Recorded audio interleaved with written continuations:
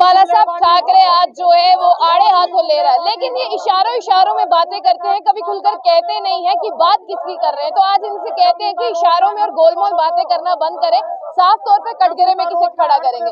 तो मुनीष जी, आज आप मतलब सबकी बात करने वाले जितने भी जम्मू वासी हैं, लेकिन आप ना हमेशा से गोलमोल बातें करते हैं, कटघरे में भी खड़ा करते हैं, लेकिन साफ तौर पर आप कहते नहीं है कि आपके कटघरे में कौन है। तो आज आपको कहना चाहिए, क्योंकि आज आप जनता के बीच में जाने वाले हैं। बिल्कुल बिल्कुल जी, बीजेपी के वो तमाम नेता हैं, इसमें मुझे लगता है कि अब कहने की बात नहीं है। ये ऐसा इशारा है कि पूरी जनता इस समय जानती है कि हम किसकी बात कर रहे हैं, किनको उन्होंने जिताकर असेंबली के अंदर भेजा था, किनको ऐतिहासिक जीत दिलाई थी। उसी पार्टी को दिलाई थी जिसने जम्मू के साथ भेदभाव को सबसे ज्यादा इनकैश किया, अपने हक में इनकैश किया, मगर इनकैश करने के बाद बदले में और जनता को कुछ नहीं दिया। बदले में आज भी हमारे साथ नाइंसाफी हो रही है, बदले में आज भी हमारे साथ भेदभाव हो रहा है। आज भी हमारे यहाँ का अगर व्यापार प्रभावित हो रहा है तो जम्मू खिते का व्यापार सबसे ज्यादा प्रभावित हुआ है बाहरी लोगों के आने से। जम्मू खिते का रोजगार सबसे ज्यादा प्रभावित हुआ है बाहरी लोगों के आने से। अगर सरकार ने भी राजस्व वसूली को लेकर शराब की दुकानें खोली हैं तो वो जम्मू खिते के अंदर सबसे ज्यादा खोली हैं। अगर हमारा यहाँ का युवा नशे की लत का शिकार होगा तो जम्मू संभाग का युवा यहाँ पर सबसे ज्यादा। जो बीजेपी के अध्यक्ष हैं वो खुद ही कहते हैं कि शराब का सेवन करना बुरी बात है। एक तरफ वो ये कहते हैं और दूसरी तरफ नया कानून आता है। आपको क्या लगता है दोहरी राजनीति क्यों है? क्योंकि कहना कुछ और करना कुछ देखिए, बीजेपी के लोकल नेता नहीं, तमाम केंद्र के नेता के भी दिखाने के दांत और हैं, हाथी के और वही खाने के और हैं। इनका जो दोहरा चेहरा है, अब ये दोहरा चेहरा जनता के बीच में उजागर हो चुका है।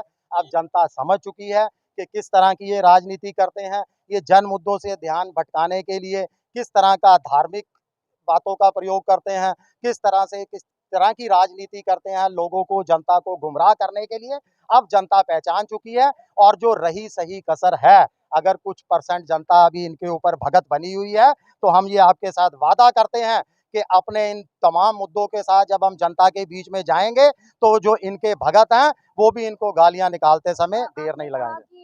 जिस तरह से धर्म पे राजनीति तो करते ही हैं, लेकिन अब उनमें एक और बात आ गई है कि हिंदू सीएम जो है वो बनाएंगे जम्मू कश्मीर का। देखिए, हमें वो सीएम चाहिए जो जम्मू की जनता के लोगों के अधिकारों का जो है ध्यान रखे, जम्मू के स्थानीय लोगों को रोजगार दे। हमें वो सीएम चाहिए जो जम्मू के अंदर विकास लाए, यहाँ का जो स्थानीय व्यापारी है उसकी जो है परेशानियों को दूर करे। और सबसे ज़्यादा जो हमारे भाई लगातार पिछले कई महीनों से धरनों पर बैठे हुए हैं, अपनी नौकरियों को पक्का करने को लेकर, उनकी नौकरियों को पक्का की जाए, युवाओं को रोजगार दिया जाए। हमें यहाँ पर जम्मू कश्मीर के अंदर वो मुख्यमंत्री चाहिए।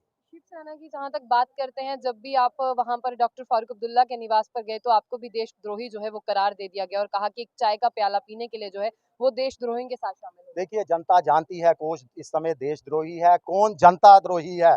अगर हमें जनता के मुद्दों को अगर कोई पार्टी उठाती है, हम शिवसेना उसके साथ अग्रणी पंक्ति के अंदर खड़ी रहेगी। ये वही तमाम नेता है जो देशद्रोही की आज इल्जाम लगा रहे हैं। मैं उनको याद करवा दूं कि जब माननीय प्रधानमंत्री जी ने जम्मू कश्मीर के ऊपर निर्णय लेने थे दिल्ली के अंदर, इन्हीं तमाम नेताओं को वहां पर अपनी बैठक के अंदर बुलाया था। जो हमारे ऊपर उंगली उठा रहे हैं वो प्रधानमंत्री के बारे में बताएं कि वो क्या है। आप जहां पर देश को बचाने की बात कर रहे हैं तो आप पर ये भी तंज कसा जाता है कि शिवसेना तो बचा नहीं पाए।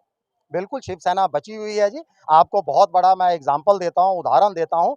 3 नवंबर को वहाँ पर अंधेरी सीट के अंदर उपचुनाव होने जा रहे हैं और बहुत खुशी है इस समय शिव सैनिकों में, देश भर के शिव सैनिकों में बहुत उत्साह है। और वो उत्साह क्या है कि हमारी उम्मीदवार वहाँ पर लगभग जीत चुकी है, चुनाव होने से पहले ही जीत चुकी है, क्योंकि बीजेपी समेत कई विपक्षी पार्टियों ने अपने उम्मीदवार को विड्रॉ कर लिया है, अपना नामांकन वापस ले लिया है। और सबसे बड़ी खुशी है ये हमारे माननीय प्रधानमंत्री जी और अमित शाह जी के 8 साल के शासनकाल में शायद ये सबसे पहला उदाहरण है जिसके अंदर बीजेपी ने आगे जाकर फिर पीछे कदम उठाया है। और ये शिवसेना की ही ताकत है।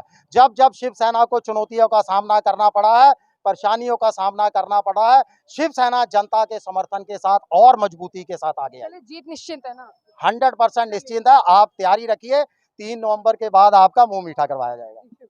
तो ये थे मुनीष सैनी जी जिन्होंने सारे सवालों के जवाब दिए। हालांकि जो लोग ये जानते हैं कि शिवसेना नहीं बचा पाए, तो अब 3 नवंबर का भी इंतजार करना होगा और जम्मू के लिए शिवसेना क्या करती है ये एक बहुत बड़ा जो है प्रश्न चिन्ह है। तो ऐसी और भी अपडेट्स के लिए देखते रहिए जम्मू बुलेटिन। आशिया खान का